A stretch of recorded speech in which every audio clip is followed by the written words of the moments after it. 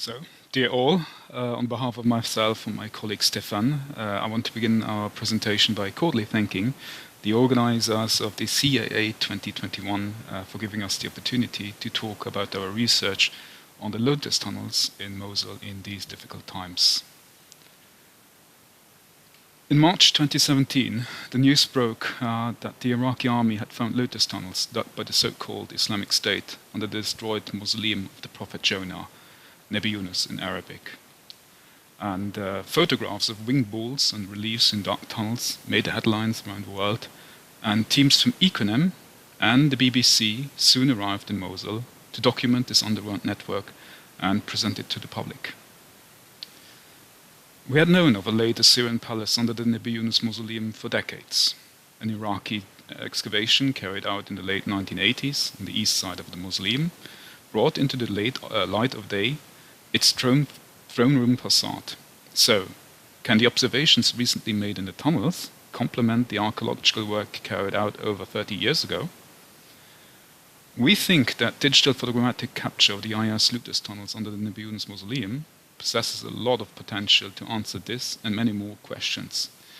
And it is especially, for me, an honor to share with you the first results from a PhD project, the Nebi Yunus Digital Archaeological Project. Before we come to the digital archaeological part, let us first show what we know of Tel Nebi Yunus. Being one of the two hills of the Assyrian capital of Nineveh, the kings Sennacherib and Esarhaddon in the 7th century before Christ mention an old broken palace on Tel Nebi Yunus, their royal cuneiform inscription. They rebuild and enlarge its terrace foundation and the palace itself. In 612 BC, when an alliance of Babylonians and Medes attacked and conquered Nineveh, the palace was set on fire. In the following centuries, the palace ruin was then buried under sand and dust, until an early Christian monastery was built on it apparently around 400 AD. We have no exact idea when the village emerged and when the monastery was converted into a Muslim mausoleum in the Middle Ages, but the first minaret was built during the late Ottoman period. In the 1990s, Saddam Hussein removed many of the village houses to make room for large remodeling of the mausoleum. It is then that the throne room facade was found and excavated. On 24 July 2014, however, the IS blew up the centuries-old cultural heritage site and found the rest of the remains of the palace. Between summer 2014 and 2016, the IS then dug a wide network of tunnels of more than 600 meters under the mausoleum ruin to systematically loot the Assyrian palace and presumably sell small artifacts on the black market to finance its military campaigns. To elaborate a plan how to do research in this environment, I believe that in hindsight mission planning was the most important phase of the project. Back then I was passionate about digital photogrammetry, but I had no knowledge of how to capture tunnels in 3D. I had many questions like, how long are the tunnels? How many entrances are there? What equipment should be used? Where can I recharge my batteries? And how much time will the 3D capture take? All in all, it became clear that the research object, namely the tunnels, was largely unknown, so it would be difficult to come up with a clear research question and/or research strategy. But it was also clear that answering these questions on site in Mosul might be a disadvantage, and it would be better to hit the ground running and start collecting data as soon as possible. In this perspective, uncut videos of civilians wandering in the unsealed tunnels, which are freely accessible on YouTube, became the biggest source of information.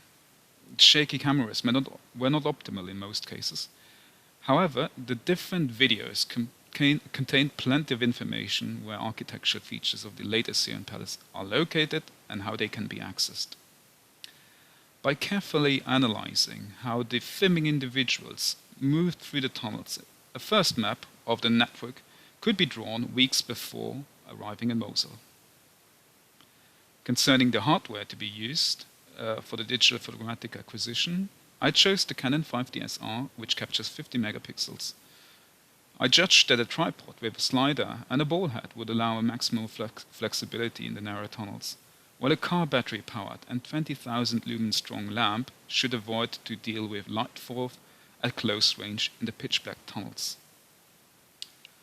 However, light fall-off would in any case be unavoidable, so my idea was to divide each tunnel into imaginary blocks of more or less regular shape, attaching 20-bit coded targets on the tunnel walls where the two boxes meet was of paramount importance, of course. The first of the 3 field seasons, conducted in collaboration with the archaeologists of the State Board of Antiquities and Heritage Mosul, took place in April 2018. The first thing to do was to verify and complete the tunnel map that was based on my analysis of the YouTube videos. At first it appeared as if most of the tunnels coincidentally followed an orthogonal pattern. On further examination it became clear that the IS dug the tunnels by systematically following architectural features of the later Syrian palace, like walls and floors. This must have increased their chances to find rooms which possibly contained removable objects of value. Back on the surface, one of the goals of the Heidelberg campaign was also to better understand the entire Tel Nebi Yunus. 3 dozen ground control points, or GCPs, were sprayed on the ground in various places around the mosque and in the surrounding area. Aerial photographs of the mausoleum and the surrounding area allowed the generation of a 5 billion point large point cloud with an error of 1.1 centimeter. The GCPs on the surface also served to act as the basis for the total station measuring of the tunnels by traversing. The same GCPs would later be used to georeference any 3D point clouds of the tunnels. Approximately 600 meters of tunnels were measured this way. In the next phase, the tunnels had to be cleaned. The IS didn't invest too much time and effort carrying all the spoil to the surface with wheelbarrows, so the looters backfilled certain tunnels after they were no longer useful. In most cases we had to remove around 10 to 30 centimeters of debris. In other cases, like in this photograph of a collapsed tunnel with the second pair of winged bull under the mausoleum, cleaning took more than a week. In other tunnels, stone pavings and gypsum floors of the later Syrian palace came to light again. And I also want to take a moment to thank one dedicated team of Iraqi archaeologists, students and workers. Cleaning approximately 300 meters of tunnels in challenging conditions would never have been possible in this short amount of time without these brave men. And my thanks also go out to my colleagues and dear friends Ammar and Mohammed, who quickly understood how to position the lamp for the digital photogrammetric capture of the tunnels. Over 13,000 photographs were taken in the 3 campaigns, capturing 350 meters of tunnels. And it took 2 years to process the entire dataset. After intensive image optimization in Adobe Photoshop, Agisoft Metashape generated high-resolution 3D point clouds of the tunnels. For the GCPs, an error of less than 1 centimeter per 10 meters of tunnel is the goal. Together with the 3D point cloud of the surface, the georeferenced point cloud of the tunnel were imported into Cloud Compare to study their relationship. As you can see in this image of a broken arcade in the southern courtyard, the Cloud Compare visualization revealed in what a critical situation a pair of winged bulls now is. Back in Metashape, and the next step, architectural features in the point cloud had to be manually selected and classified, to later isolate them from the rest of the point cloud. This now allows us to study in detail what can be observed of the latest Syrian palace through the IS looters' tunnels. To give you now an overview of the tunnel network captured in 3D to date, this is the ortho mosaic of the site of the mausoleum. In the north, we have the empty space where the mausoleum once stood, the southern courtyard with the broken arcade I mentioned before, and the empty space to the east is where the Iraqis excavated the throne room facade in the late 1980s.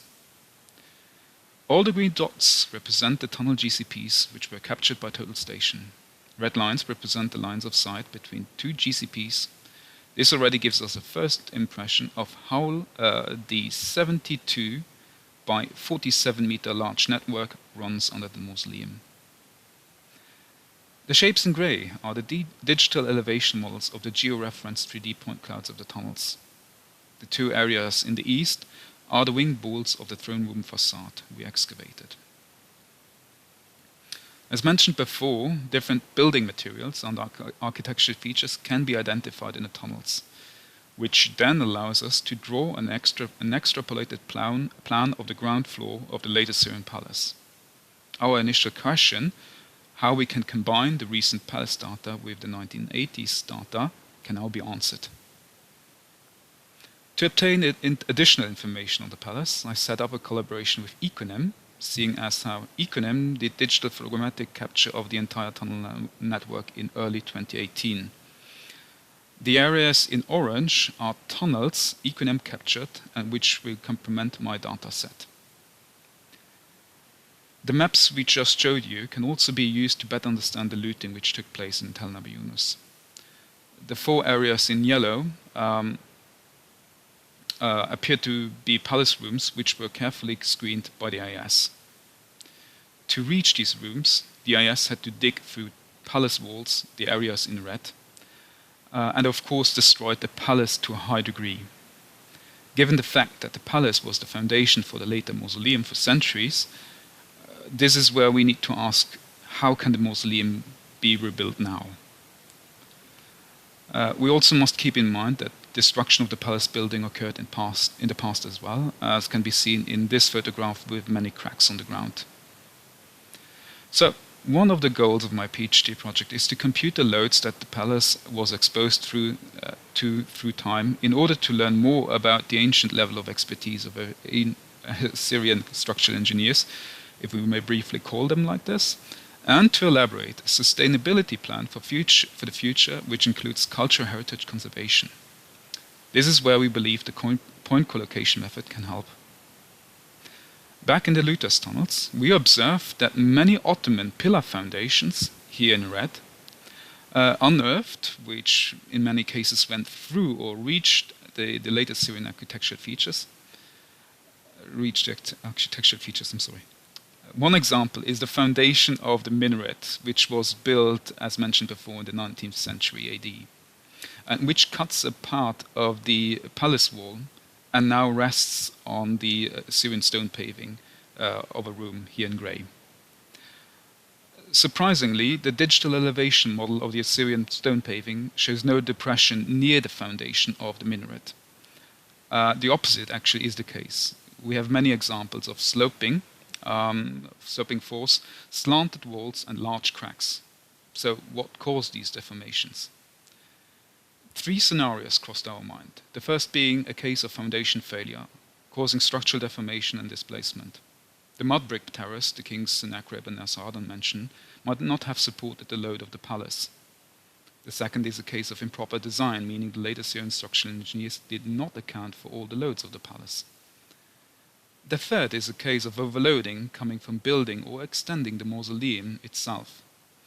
More scenarios are of course possible, and as well as a combination of them.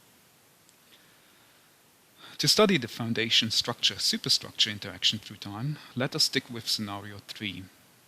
After 2,700 years, we know the palace now has many deformations. We also perfectly know what the mausoleum superstructure recently looked like. By comparing the palace of Nebi Yunus with other Assyrian palaces, we can 3D reconstruct this one to get an idea of its original form. To solve this problem, we need to know the load. Moving forward in time, the big question is, how can we explain the deformations? To solve this problem, we need to know the load of the mausoleum to which the palace was exposed through time. This one, of course, is unknown, which forces us to go back in time and reconstruct the previous building phases of the mausoleum through art historical research. Through 2 points in time, we both go forward in time to study the deformations and go backward in time to investigate the building phases, which made me think of the temporal pincer movement concept from the Christopher Nolan film Tenet. Information from the future may explain what we see, what remains of the past, and the other way around. To compute the load, a collaboration with Mosul-based Harb Media Lab was set up, and we are working on the 3D reconstruction of the Saddam Hussein version of the mosque in 3D Studio Max. The same needs to be done for the palace. And next, among other things, we will identify materials and material variations. An Assyrian mud brick from the 7th century before Christ is not the same as one documented in 2021. Sorry, 1 minute. Sure. We are aware that the collocation method is not as much understood as the finite element analysis. However, because the digital photogrammetric capture produced point clouds first, we think that continuing to work with these will avoid a possible source of error by creating meshes and save time. And as reconstruction of the destroyed Nebi Yunus Mausoleum is currently being planned, we believe we need to do this quickly to predict what effect a new mausoleum might have, and thus to preserve what is left of the 2,700-year-old Iraqi cultural heritage on Tel Nebi Yunus. My colleague Stéphane and I thank you for your time. Merci.